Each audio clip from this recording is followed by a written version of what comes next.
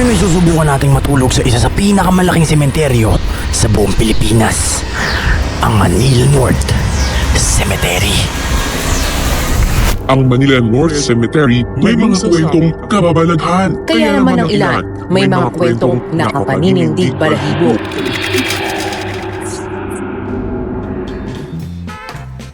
Boss? Boss! Dito ka na, boss? Dito na ako, boss. Saan tayo punta? Matutulog tayo sa sementeryo. Gusto kayo sa cemetery? Oo. Sakto yung teta dyan, oh. Lutuan, pre. Maliit na lutuan. Ayun, kaso Sakto lang lang. kayo butane eh. Meron ako ditong butane. Ayaw! Butane nga lang talaga. Punta na tayo? Punta na tayo. Gusto mo na kaya tayo. Ba't may galon? Ba't may galon? Baka mahukay. Baka mahukay. Sakto sa camping. Sakto yan, pa. Talaga. Saan tayo pumunta? Sa sementeryo, sa Manila North Cemetery! Yan layo! Dumiretso na agad kami at bumiyahe. Mga bandang alas 6 nung papunta kami. Wala kaming alam kung anong meron at makikita namin dun. Sa panahon na to, walang plano, walang kahit ano, kundi mga pantulog lang at mga gamit namin. Hanggang sa nakarating kami dito sa Manila North Cemetery. Kinakabahan kami papasok kasi hindi namin alam baka harangin kami at hindi kami papasukin. Pero sa magandang salita, nakapasok naman kami at tuloy-tuloy lang. Dumiretso kami sa unang circle ng sementeryo, dito sa may bandang gitna. Dahil dito kami paparada, hanap na lang kami kung saan kami pupwesto. Yun, sakto dito sa pwesto namin. Dito pala nakalibing si Mayor Alfredo Lim. Ito guys, sir.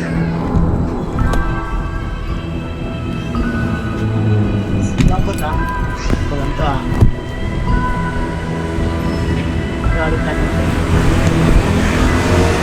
So by the way guys, nandito na kami sa Manila North Cemetery at ayun, vlog tayo. Tara, let's go. Tara tayo sa spot, sa location kung saan tayo mag-set up ng tent. Takot to. Pero may ilaw dito guys, ayun, may mga ilaw. Mga ilaw, may mga ano. Siguro mga solar yung iba. No? Solar.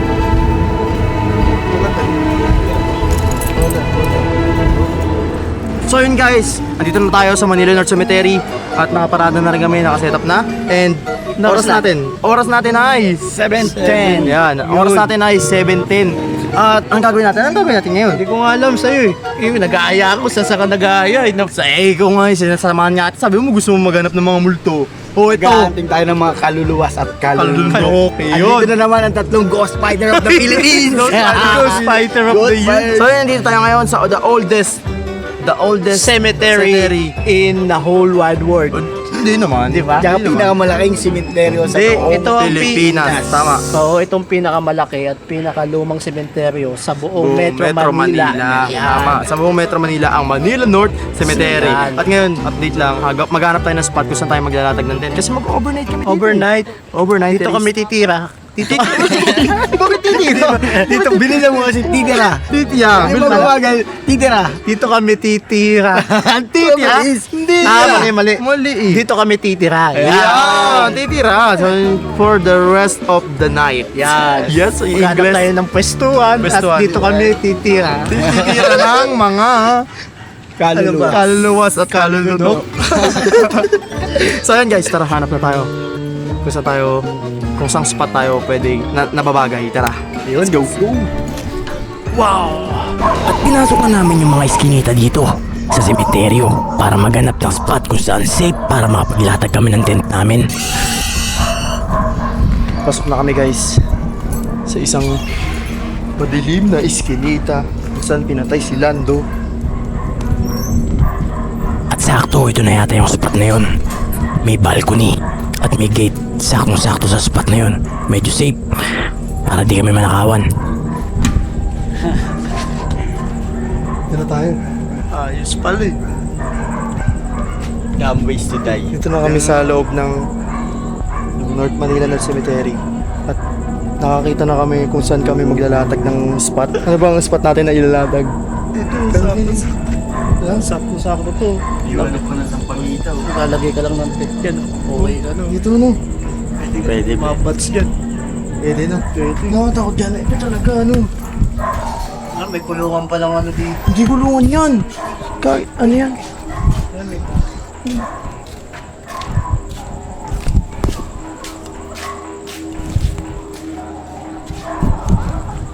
Talagang ano to, talagang mga nicho talaga yung mga nandito. Shaka boom. Tara, tara. Yan, mga nicho talaga dito. Sementeryo to eh. Oo nga pala. Saan mo nakakita sementeryo walang nicho? So yun guys, mag-overnight tayo dito. Dahil nakahanap na kami ng spot kung saan kami mag-i-stay, nag-usap muna kami na maglibot muna sa sementeryo bago kami maglatag ng tent So yun guys, namin. ang napansin ko lang dito sa loob ng Manila North Cemetery, talagang marami ng tao. No, bay. Marami nang Marami na nakatira. Parang ano na to. Parang Manila barang- North Cemetery Subdivision siya. Parang nagtayo na sila sarili nilang barangay Oo, dito. may chairman. Ito mga kids oh. Yeah. At habang nagbablog kami dito sa paligid ng sementeryo, may lumapit sa amin. Hindi namin alam kung pulis siya o guard. Ano po? Nagpaalam po kayo? Di po, dito po. Magano na po kami, magsabi na lang po kami. Tinatanong niya ako nagpaalam daw ba kami o nagsabi man lang daw kami. Doon po sa may gate po doon, sir.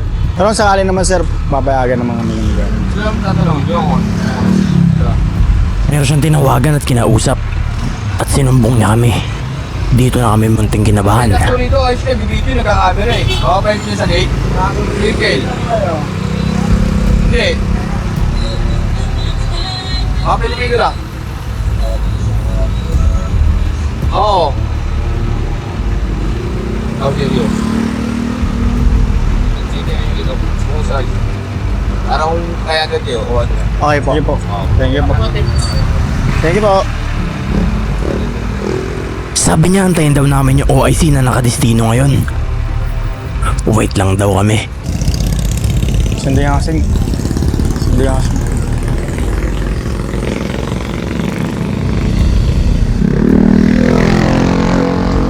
Pinili ko na rin itutok sa baba yung camera para sa seguridad na rin nila for security at privacy. Ano po? Hindi kahit doon po sa loob ng ano.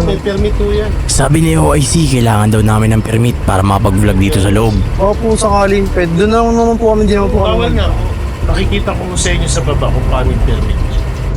Lalo na maigpit ngayon dahil mag-eleksyon yung mga vlog-vlog.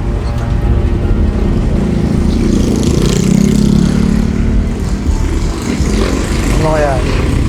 Yung pinakalaman ba kayo? Wala po. Kasi ang alam ko lang naman po kasi pwede naman po akong mag-stay sa ano. Mga puntod dyan. Mga bahay nga dyan, may mga puntod. Oo po. Pero hindi po kami pwede mag-stay doon sa ano. Hindi, lalo na may dala kayong camera. Hindi na namin kayo mapapayagan. Lalabas talaga kayo. Taga dito lang naman, sir, sa balot lang kami. Pwede lang, bakit hindi? Sabi ko, pwede lang. Lalo na pinagbibigay naman sila ng permit. Paano po kaya yun? Sa city hall. Asa sito. Kasi ito, agad to na city hall kasi. Kami, empleyado kami na city hall. Opo. Kahit yung mga foreigner. Mas lalo kasing nagligpit ngayon. Sa ganyan. May parating na election. Kahit sino, kahit yung nakaupo, hindi sila pwede. Katulad nung nakaraan, sana maintindihan nyo. Nag-video dyan. Hindi ka rin namin. May ST. Opo. Napuputukan kaming mga nakikira dito sa site. Paano? Hindi ko alam. Kuha kayo niya. Bukas makakakuha kayo. Mag-request lang kayo. Kuha kayo na request. Kasi kapag kunyari kayo, may request kayo, approve naman ng City Hall, bibigyan ko pa kayo ng security. Para safety kayo. Punta-punta kayo sa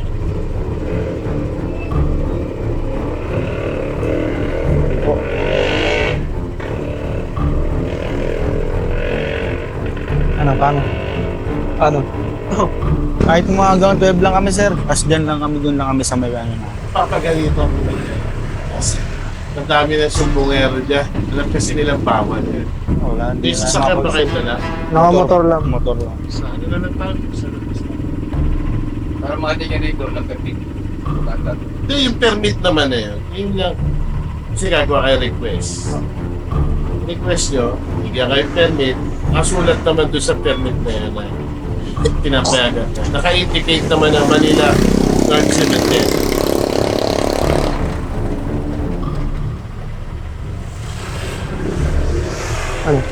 Sa labas na tayo.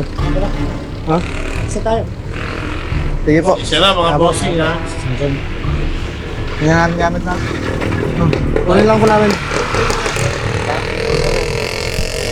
Kunin lang po namin gamit natin. Wala kami nagawa kasi pinagbawalan talaga kami. Kahit anong pilit namin, wala talaga kami magawa. Ayan natin. Nakakayak Ayun guys, ayun ang pinaka-dilemma namin. Nahuli kami. Nahuli. Ngayon ay, ganda na ng mga plano namin. Nagplano pa kami doon kanina sa loob, no? Oo. Tapos, ano nangyari? Ending. Ayun, nahuli kami ng mga kalulunok. Nahuli kami ng mga kalunok. Ha? Nilak na? Oo.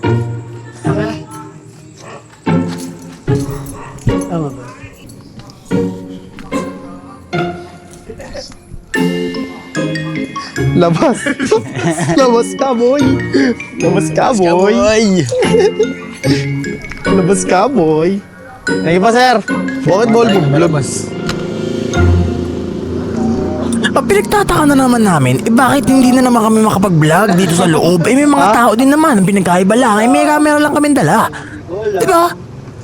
Ang gulo, hindi ko rin alam kung bakit ganun. Labas ka na sa akin, boy. Meron? Oo, naka-record na. So yun guys, pinalabas kami ni OIC. Lagi kalaban natin si OIC. So yun guys, naghahanap kami ng ano. Ng source namin na mapupuntahan namin. Source namin na mapupuntahan. Kasi pinalabas kami ng North Cemetery 7:30. Eh guys, nandito pa rin kami. Oh. Naghahanap kami ng source kung saan kami pwedeng makituloy ng overnight. Pinalabas kami 7:30, anong oras na mag-alas 9 na. So, wala pa kami mahanap. Wala pa maghanap. Basta maghanap kami, okay, mag-alala. Itutuloy namin yung vlog namin kahit anong mangyayari. Kahit ano mga wala, napagasos na kami. Hindi pa kami tumuloy na ito. Tuloy-tuloy na to. Eh kanina nga sabi ko nga sa vlog niya, Oh, maghahanap tayo ng pwestuhan para tirahan natin. Kaya hanap tayo ng pwestuhan. Hindi naman sa loob kasi ang usapan. Ang sabi, maghahanap ng matitirahan, masesetapan. Oo. Ayun pala, hindi pala sa loob niyan, sa labas, Sa labas pala. Oh, ngayon maghanap kami. Around Philippines na pala. Kinakausap namin ng isa naming ghost fighter na kasama, si Alpha. Oh, yan. At ngayon, naghanap kami around malapit lang. Near Metro Manila. So yun guys, as of the moment wala pa talaga, pero ang gagawin talaga namin, didiretso na kami ng Bulacan. Bulacan na. Baka sakaling Hindi, mahanap na kami. ito pinakamalupit yan eh. Pupunta Ano? kami ng Bulacan, tapos pag may nakita kaming spot, direct na overnight. Rekta na overnight yun. Pero basta, Lalagyan na kagad ng tent. feeling namin makakahanap kami, pupunta kami. At abangan nyo yung vlog kung ano yung mga ginawa namin pagtapos namin dito. Saan kami dumiretso.